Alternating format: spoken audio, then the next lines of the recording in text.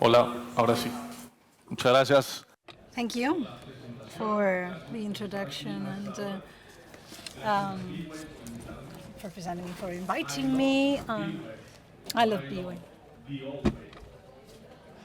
I love BOA, but I love the old way. I need my notebook to be able to chat. No, that this is how I do things now. I don't have Cass's ability, but when listening to him, I was surprised by two things. The first one, it's incredible for a lawyer to be such a specialist in behavioral sciences. No, I'm no specialist, but I am a lawyer, so I have hopes of getting to a closer place. I wanted to talk to you about something I believe tries to set the conversation 30,000 feet higher. I have the feeling that today we talked about,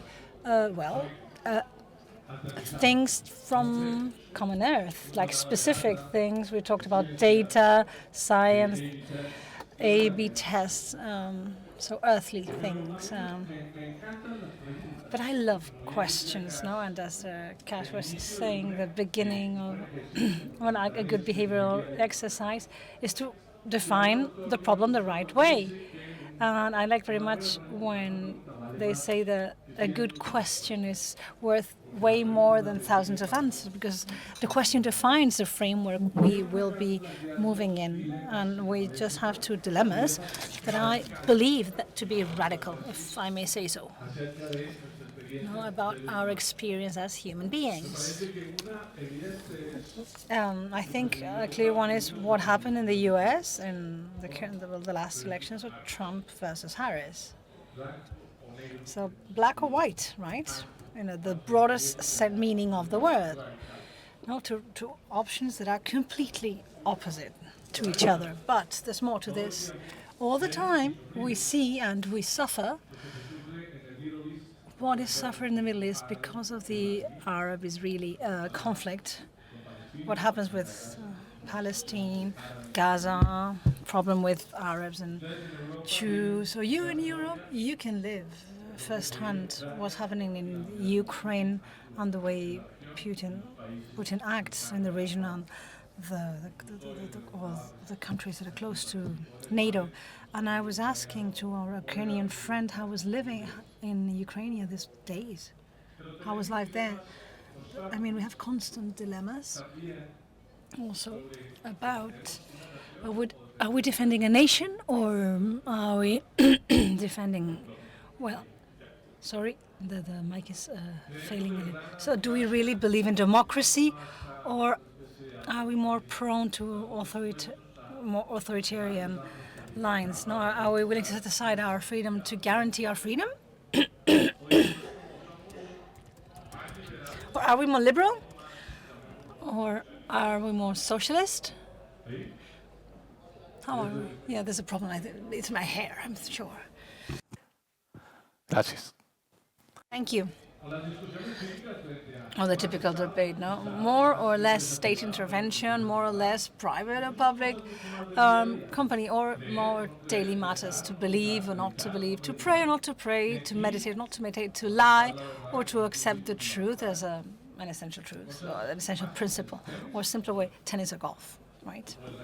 Or Real Madrid or the Barcelona. Those are vital dilemmas. They've been there forever, and they take us once again to two questions. The first one: why do we believe? Why do we think the way we think? Why do we have the ideas we have and not different ones? Why knowledge is defined in a way to tip one or the other side of the balance. No, this is what epistemology works. No, the science of knowledge, and knowledge doesn't always define our behavior, because sometimes we think A and we act like B. But the other part of the question is that, which is what brings us here today in the behavioral sciences, which is Why do we behave the way we do and not in a different way? Why do we act like we act and not in a different way? I think those two questions are existential. And we must spend time trying to understand how they relate to each other. Well, thank God. Well, there's been a great job being done. Well, as to the epistemology, but there's still questions as to where the science is headed, or questions that what Rousseau and Hobbes said, whether the man is good by nature or maybe is a perverse creature, and thousands of cases in even debates on the scientific paradigms. You know, that some authors mentioned, as if saying that science is moving forward by consensus, or completely different theories like Popper's on falseness, no, the probability of proving a theory is false. That's epistemology. And the behavioral science, we know, well, we've been at least one day listening about things about like this, and many of us here know, and many of you are great experts on the subject. But it has been said that we are lucky that in the last decades behavioral sciences have made good progress, and technology is a great enabler. And I think that it's important.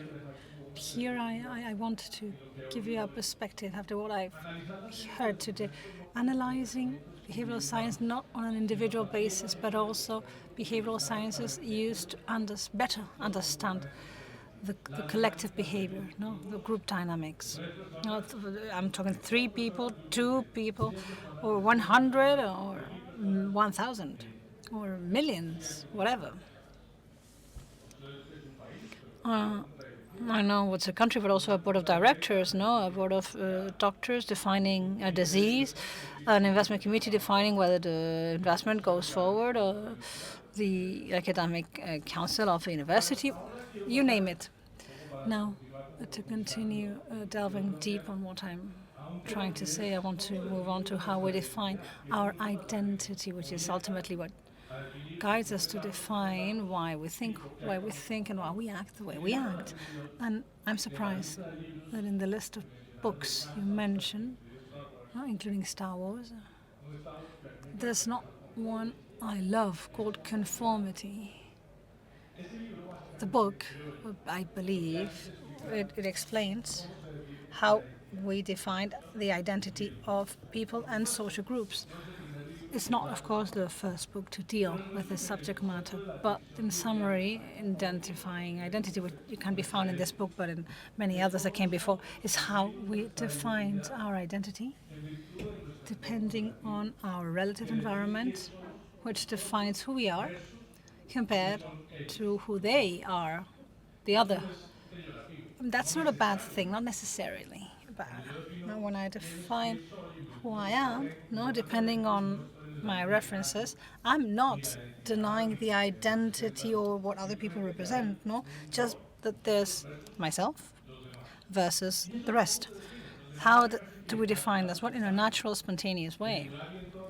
The place and environment we're born in, obvious, the city, the neighborhood, the country, school, university, many of those things were decided for us. And at some point we decided initially, but then other people decided so many things for us, and we don't redefine every day each decision we make. Of course, what association do we belong to? What do we do with our free time?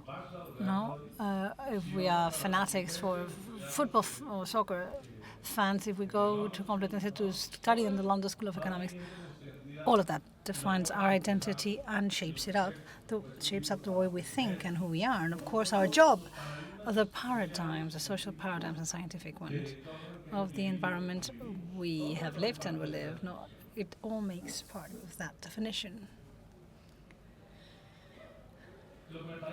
What I find interesting of what I'm trying to say, based on what the experts have said and seen, on how we define our identity, is that it's clear that the environment the relevant environment is significantly important when defining our identity. And even if it may seem obvious, we don't always see it, because sometimes we think we are more free than we really are, that we may decide more than we do. And when you read, I mean, here I'm being a drama king, but you see a documentary such as the one about social media. I don't know if you remember or you saw it, and you end up saying, I'm being used way more than I thought. And that happens in so many other spheres in the world. But I want to point out how the relevant environment is the people we pay attention to. Not to act, live, love, whatever, and even hate. So that definition of the relevant environment also has an important connotation in the public sphere and private one, which is that we have, in a natural way, a feeling of fear for rejection. No, we are so scared of being kicked out of a group that for people to consider we don't know, that we don't think alike, that we are divergent, that we're different. And that fear has been a great mobilizer in many spaces in the human life. It's the fear to feel isolated. And in the public sphere, there's a wonderful theory that's been there for decades. It's called the silence spiral, from a German person called Elisabeth Noll-Neumann, that says that public opinion is more the result of the vocal minorities than from the silent majority. So it's like the public opinion seems to be a silent spiral of majorities that remain silent compared to minorities that are way more activist, more outspoken, more expert. And this is very significant, because if we apply this to the private sphere, same thing applies. Exactly the same thing. And when you see how the boards of directors work, or courts or tribunals, I mean, it's the exact same thing. No, they are experiments where they analyze decisions from tribunals in the US where there are two Democrats and one Republican, and vice versa. And they show the time, because these are studies for 20 years, that how the courts end up making decisions depending on the majority composition of the members. So there are more sentences that have the Democrat tendency when there are more Democrats, and vice versa. And that's very interesting, because for the lawyers, well, they show us how you're supposed to make decisions based on your knowledge and law, but lawyers and judges are human beings, even if sometimes it may not seem so. And if we take a look at what happens in the decisions of a board of directors, well, it's quite similar, and the biases you were mentioning in the group dynamics, who talks first, who talks last, who knows more about a certain subject than another, who defines the line of basic orientation, and who stays silent because they just don't have the courage to say something different than what is being said. I would love to develop an area in behavioral sciences applied to the collective decisions, assessing that kind of things. I think that is an interesting stage worth exploring, because, same things apply as in the variables when you take a look at behavioral sciences. Loyalty here, friendship. Who is harder when speaking? Who is harsher when someone is trying to make a financial decision? Obviously, financial specialists, have a more important voice, but someone who is not a financial specialist, if they have a smart idea and a controversial one, maybe they remain silent and they'd rather not tell. And that affects the dynamics for knowledge and decision to make the right choice. Cass said some interesting things there too. And Kemen Cass's book on noise, and I'm sure many of you know, has wonderful things. So they do that on an individual basis, how people define this as like the undesired variation in judges on a same problem. They analyze this individually, how 1, 2, or 3 judges make a decision that is way different when faced to the same crime that is categorized the same way, or how an insurance company ends up recognizing a value for a claim or a casualty higher or lower, being the exact same case. This is what they call noise, and it kind of applies to many different things, but there's also such a thing as collective noise. There are some decisions that may apply to the same facts, the same considerations, but with a completely different outcome depending on the dynamics of the group making the decision. And they use, well, very common examples. No, if I have a toothache, if I know the person, if there was a family member died before getting into the meeting, so look how susceptible to noise the assessment of staff in a company may be. No, by close collaborators, the 360, right? There's room for noise there. And they have eliminated what they call the noise auditing to try to understand why this happened. But in the collective sphere, we still need to delve deep there. Now, what's the noise? How does it take place? The collective noise. But as we define our identity as human beings that way, as I mentioned before, we also define the collective identity. And there are wonderful studies. There's a very, very big book that talks about the process of civilization. And it's incredible because what it tries to prove is how those civilization processes take centuries. So how do we use cutlery when having a meal? No, it took centuries to get there. And it's not a great invention. I mean, it's not the wheel we're talking about. It's a more practical thing, useful. No, I mean, it's sort of, I don't know, being more civil, but that's how we generate a different amount of situations where humanity made progress. Now, as it defined their identity. There's an author, Marshall, that talks about how human beings have primary decisions, that is eating, resting, sleeping. But as we move forward as a society, we, start getting sophisticated. And we have mechanisms of cooperation because the communities are larger, and we need to know how others will act. We have to guess what they will do, or what happens if sometimes acts against what the majority does. And what if someone assault someone, or they don't meet the guidelines of the tribe? So we create rules, but not just legal rules, but social rules, in the way we're willing to accept other people to behave, so that we know what we can expect from other people. To imagine the world without rules, without the possibility of trying to guess that a high percentage of people will behave a certain way, it would be impossible. If we were to sign an agreement and we didn't know if people are going to honor the contract when we sign it, it would be unthinkable.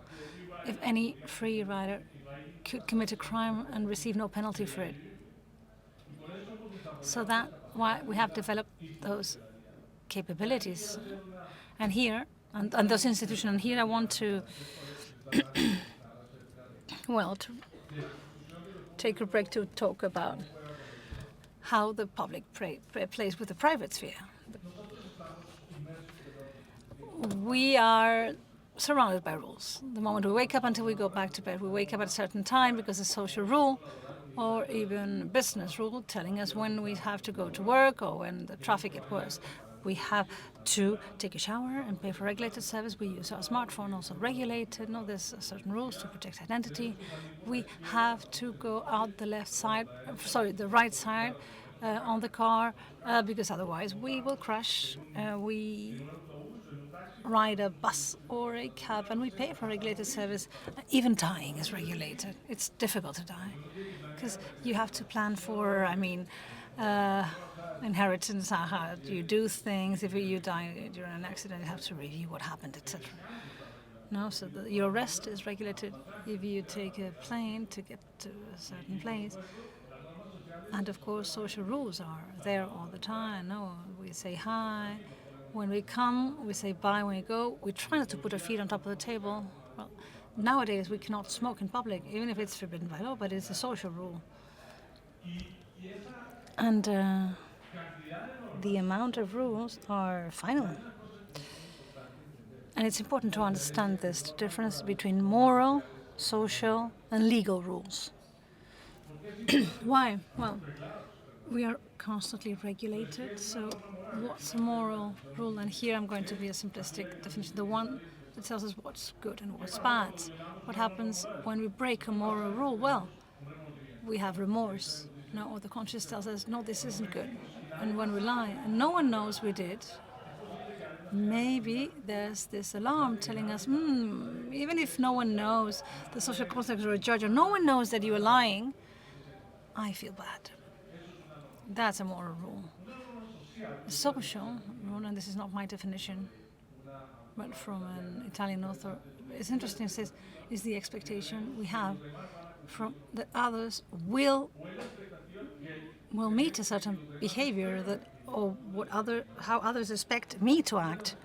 It's about expectations. That's why social rules, when they are not met, the natural consequence is not a moral one. The natural consequence usually is social rejection, is isolation. So we don't want you to be part of this group anymore. When you ride a plane, a bus, and you light a cigarette, the first reaction is not a legal one. No, I mean, we all push him out of wherever we are, and that's a social rule. The legal rules, of course, well, it's obvious. No, those are the laws issued by authority in a certain territory. They have a beginning and an ending, and they are enforced during a certain amount of time. Why is this important? This relationship? Well, behaviors depend on the relation of contradiction between these type of rules, at least in a macro context, in a public one. That's why I would say, and this is a conclusion that I think is relevant. I wrote a book 2 years ago called Why Do We Break the Law? And one of the conclusions is when there's a contradiction, a significant contradiction between these rules, it's way more difficult to fulfill the rules. And I'm going to put you some examples. Now, corruption that applies to different countries. To pay a policeman or police officer not to put a fine on us is something people do. No, it's a normal thing, actually, in many places and regions such as mine. To people, it's normal just to give out money. In fact, if you are among the people who didn't give them money and say, it would have been so easy for you to get out of trouble. And there are other examples, for example, when people declare, like the personal income statement for a lower value of what is expected. For example, when they sell a property, they don't declare the full amount, and this becomes a social rule that is there, and it ends up, with the risk of the law being applied, and where there are dramatic cases, there are regions in the world, in my country it takes place, but in many others where having an arm, it gives information about you, and when the law prohibits the use of weapons or arms, how can you apply a law when social practice accepts for people to be armed? So you have to have a state with a big capacity of persuasion. And if there's a social practice difference, it's way more difficult to apply the rule. And in some countries where drinking alcohol, it makes you more manly. So there are societies where the father, encourages his kid, even if he's not an adult, to drink alcohol because it makes him look older. Or when we downloaded music without paying the rights, everyone did it, so we were okay with it. I mean, I downloaded a lot of illegal music at the time, I remember. And this is relevant because the institutions matter, in the way we define people's behaviors. And the institutions are always, we mention the rules, but also institutional arrangements of the state, the way people interact, the way institutions interact between each other and with the citizens, but also institutional arrangements of companies, of social organizations, of civil organization, even the infrastructure. We may think of thousands of cases on how infrastructure, which is a way of institutionalizing a public decision, ends up defining behavior. The way we structure massive transport in countries may show how infrastructure improves or not collective behavior, if it optimizes it or lets people cooperate more, etc. No, saying that institutions matter is not something I made up myself, and there was a Nobel Prize for people who said that. So for saying once again that institutions matter, and I say once again because there are many authors that for a long time have been saying that. In fact, I read a book 30 years ago from Robert Putnam that is about social capital called Democracy Work, and basically he analyzed how the south of Italy behaves in a different way than in the north of Italy, depending on the level of trust of people. And it seemed like quite a strong conclusion, a solid one that has been proved many times. But it's very clear institutions matter. But life is hard. Life is hard. Evidencia permanente y constante de que muchas cosas. And we have constant evidences of things not working correctly, and our rationality is limited, and we make mistakes, and we're wrong, but also emotions matter. All these things that we know that are part of our DNA on our day-to-day activity, but there are also things that terrify us, things that we see on the street, and TV, on the news. And this is relevant because we find in environments where we see clear unfair situations, and we wonder how can human being reach this level. And we see tremendous concern in terms of inequalities all over the world, hunger, starvation in many places in the world, diseases that should not be happening because we should be able to have that under control because resources are available, not to mention wars and violence. I come from a country where we suffered 40 years, 4 decades of constant terrorism, constant violence, and some of you here know similar situations in other countries in the world. Tremendous concern about the growth of authoritarianism in many places in the world where we thought that democracy had been designed as the paradigm to go to, the best possible way of operating, but we're seeing a tremendous drawback in democracy in many countries in the world. Say so by figures, by analysis. In Latin America, the number of people who believe less in democracy has increased in a significant way, not to mention what's happening in non-democratic countries. So China and Russia goes always against the virtues of democracy in a very drastic way, not to mention the concerns that we have with regards to the concentration of knowledge and information. You have to think that platforms such as Google, Facebook, Instagram, they might end up concentrating 80% of the population in the world, and that's extremely concerning, not to mention climate change. What I want to say, what I'm meaning by this is that the context we're living in, of course, have an impact on the way we behave and the way entities behave. And the main concern is how to help solve those problems so the decisions that we made around vital issues being as right as possible.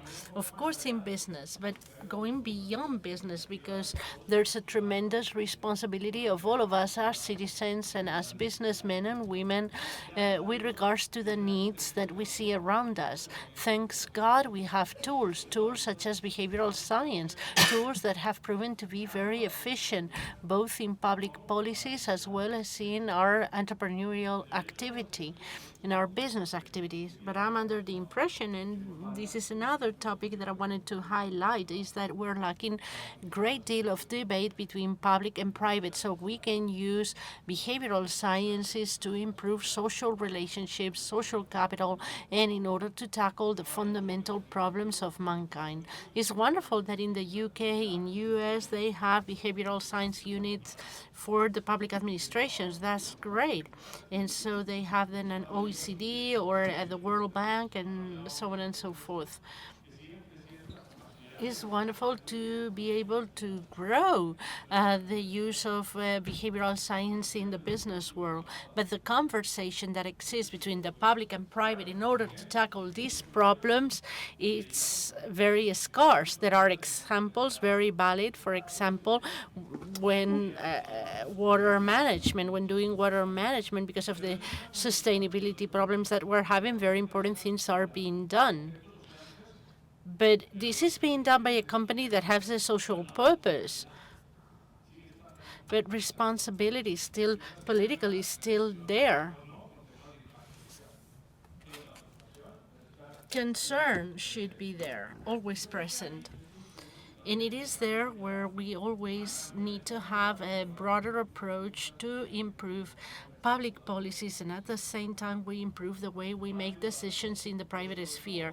It's valid for the two of them, but above all, I wanted to insist on how can we integrate this capacity of using behavioral science in decision-making process that have a broader impact in society, not only concentrating in what's happening in for our stakeholders.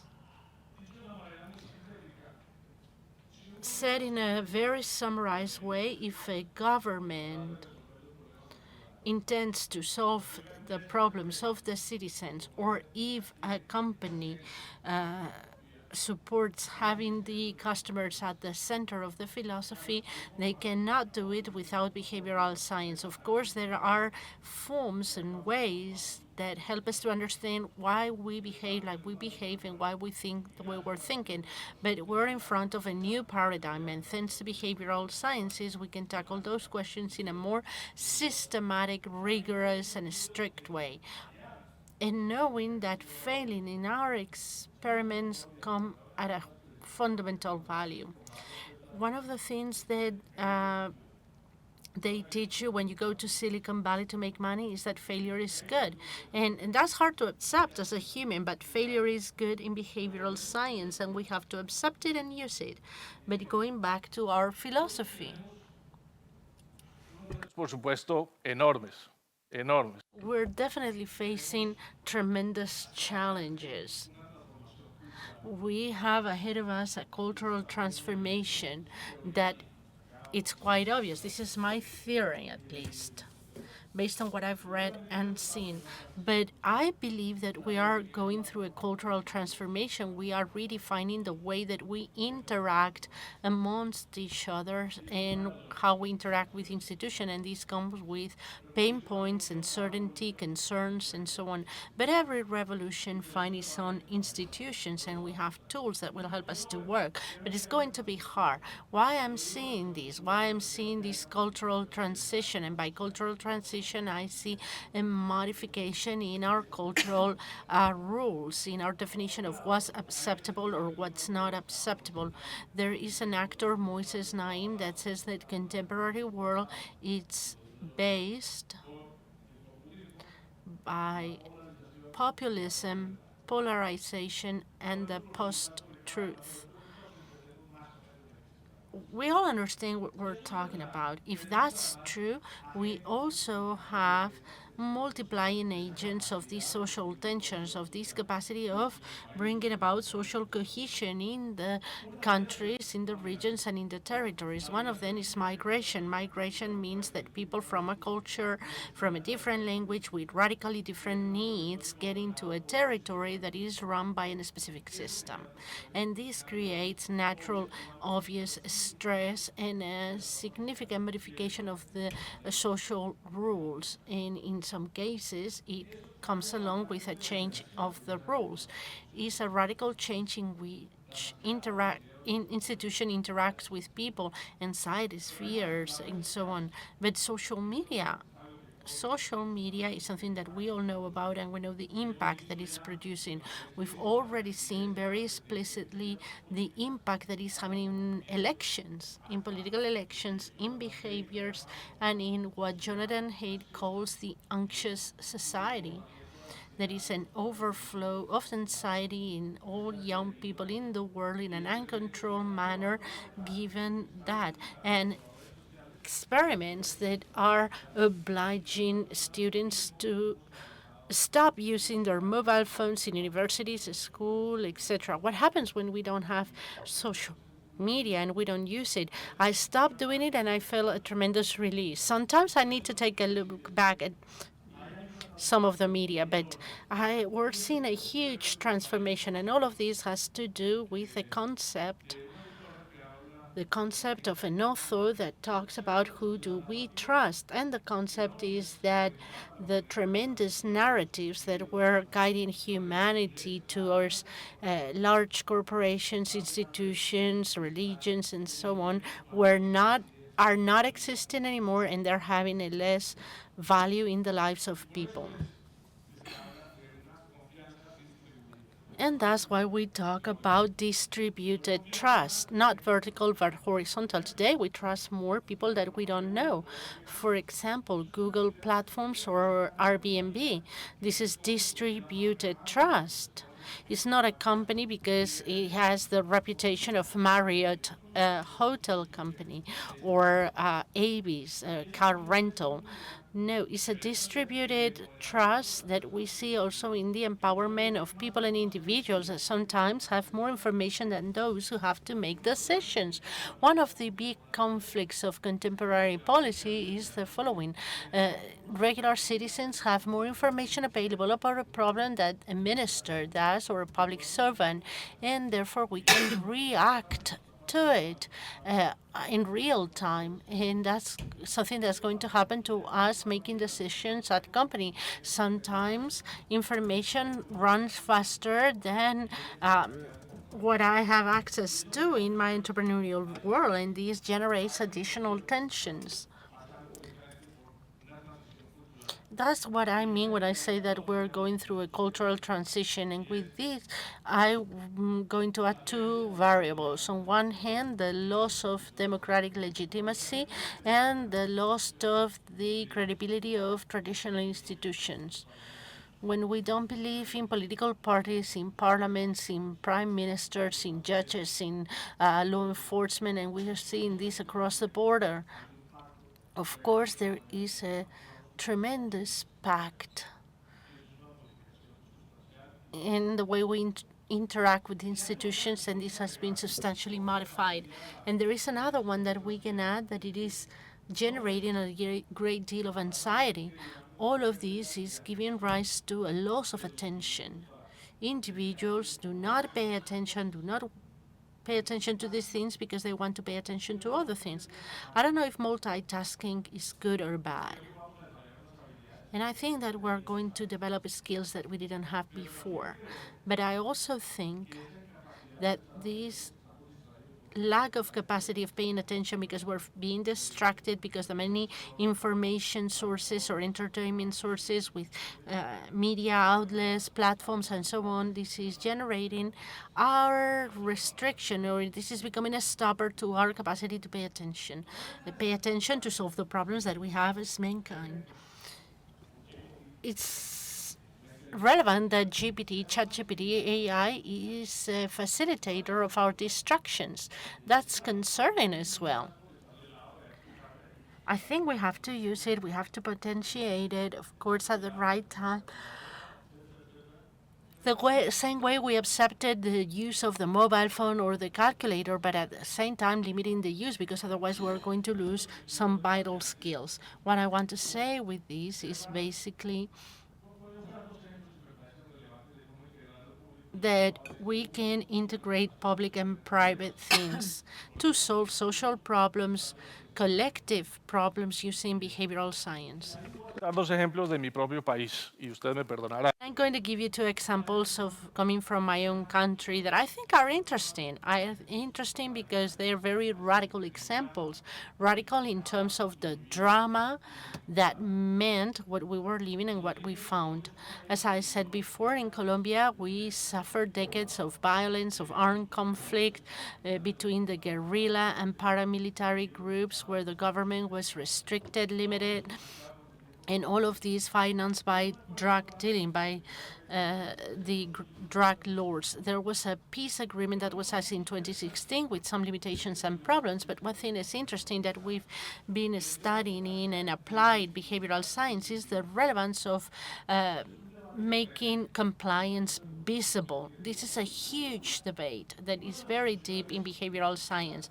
One of the discussions in contemporary society versus non-compliance is that we made more visible non-compliance, that we made visible compliance. And this is a debate that we need to have with the media outlets. No news, good news. We're only talking about news, corruption, the social media with the attacks that we're living. This generates a collective tension that concentrates in non-compliance. The debate is good, but we're not talking about compliance. What happens if what we make visible is the compliance, the one who's doing things correctly, when we reaffirm social norms and reference groups and how they end up impacting our behaviors. If we emphasize excessively the non-compliance, for example, the non-compliance of the mayor of the city or the government team. It might be true. I'm not saying that it is not true. But are we inciting people not to comply? What's happening with collective behaviors that talk about cooperation rules, social support groups, solidarity groups that are not discussed, and therefore they're making me miss part of the movie, and I'm only concentrating on the non-compliance. The things that are going wrong. This is a huge, huge problem. Es que en el caso de Colombia, what I was saying is that in the case of Colombia, the experiment right after achieving peace, we were able to show people who reinstated in civil life in their new territories, in the new areas with productive projects in the cases that they work, and see the reaction that this produced socially in the regions and in the municipalities where this was happening. Why is this significant? Because half the country was against the signature of this peace process. And even if it was signed with a full majority of the people, we were still under the pressure of the reinstatement of these gentlemen had been drug dealers, guerrilla members, part of a paramilitary group. Am I going to give a job to a person that comes to you and says, I was for 30 years a member of the guerrilla, I was making a living out of drug dealing, I'm not anymore, but I was?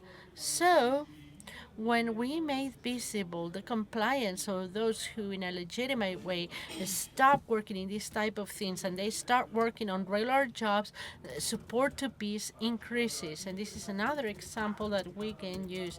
And what's interesting is that this has come with a huge mobilization of private corporations working in the territories where these people are generating additional productive products, creating direct jobs, and by taking over by the legitimate public policies. Let me give you another example. In 2021 in Europe, we have the social outbursts similar to the ones that happened in Chile. There was a turmoil. And in Cali, and the south west of the country, was very scary. It was very violent. It lasted many days. And it even included the infiltration of illegal groups trying to take advantage of this situation. But what this really shows is that there was a group, above all young women, young men, that were fully disconnected to normality. They were called ninis, those who neither study nor work, people that had no future, that apparently had no future. So they were looking for radical changes. Many things were tested by the private initiative at Cali, achieve a valid commitment. Valuable not only in terms of projects and initiatives, but valuable in the sense that I'm part of the board of directors of two of these companies and the chairman of those organizations, and several of these people went to the neighborhoods. They talk to social leaders, invite them to their corporations, go on the weekends to spend time with them to understand what it means to be a nini, a neither worker nor a student. I've been with people who were part of the grassroots organizations who were at the company saying, I'm working here because we started a conversation, and to me, what matters most is not the company, but the person behind this. You cannot imagine how impactful this is. Scalability could be discussed, but the impact that we see in the situations and in the cases, that's dramatic. It's pure behavioral science. Maybe not done with analysis or tests, A/B test, but there was an experience, an intuition that was validated. But if we would have had this recurrent capacity made available to all of us, the task would have been even greater. I would like to close not with that, but I would like to close with the concept of us being normative entrepreneurs to modify our reality in our sphere by generating behavioral rules that will call for cooperation and solidarity. And there is no other way of achieving it unless the public and the private sector talk to one another. Very good if we use behavioral science in the private sector, very good if we use them in the public one, but they have to be integrated in advancing the knowledge, all of us together. Thank you.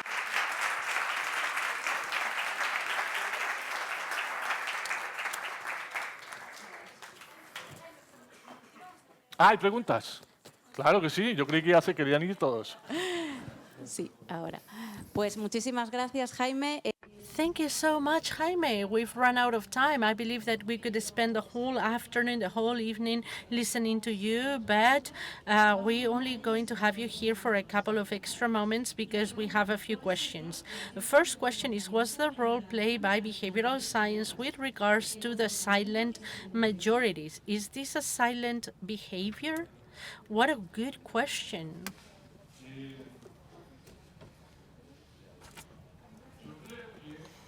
I think that there's a very important part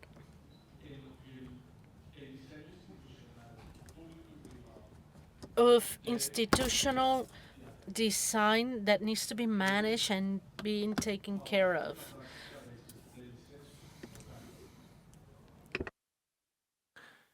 El disenso vocal es importante por todo lo que ya dije. So we can tackle this type of decisions. Conformity is a social process, and it leads to consensus, and consensus is not always good. It might be tastier, it might be put us more at ease, it might be nicer, but it's not always good. On the contrary, consensus sometimes hide terrifying and quite revealing silences. There are many societies and advanced societies where the dissent in verbalization is important. In some societies, it's not so explicit, and there are moments in which these comes with several ideas. For example, the lack of verbalization in the Nazi Germany or in advanced democracies is it's vital. I mean, we cannot have this verbalization reduction in companies. We have to work more on that. How can we, behavioral science, get deeper into the group dynamic in order to favor people to stand up, to speak up, asking whatever questions that are possible. And at the end of the day, this ends up being very important. institutional design is significantly important, and I believe that the spiral of silence is becoming something more fragmented every day because of social media, because we're empowering conversations with all the weak aspects that come with it. But when we were only dependent on the media outlets, it was more feasible to control information. Now it's less feasible to control the information.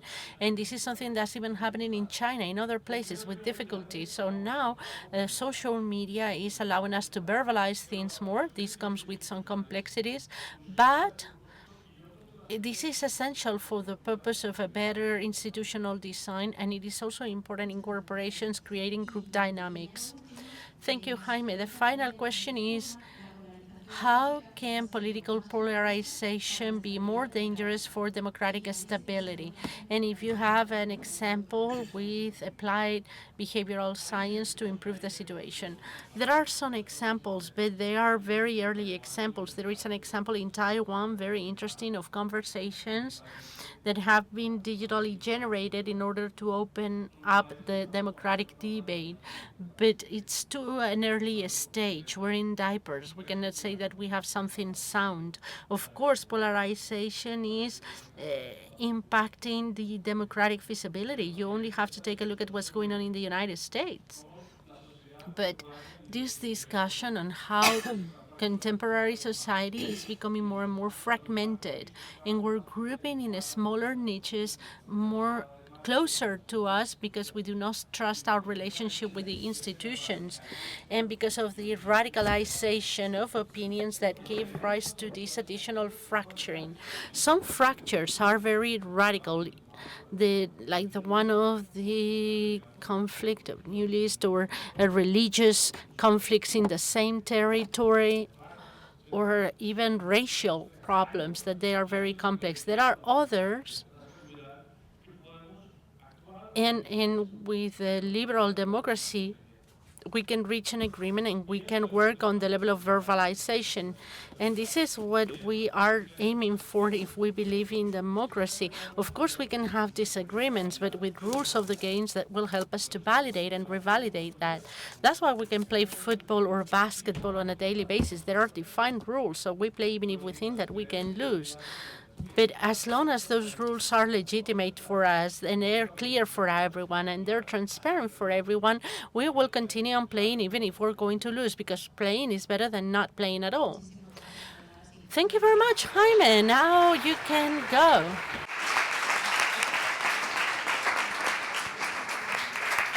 Adelante.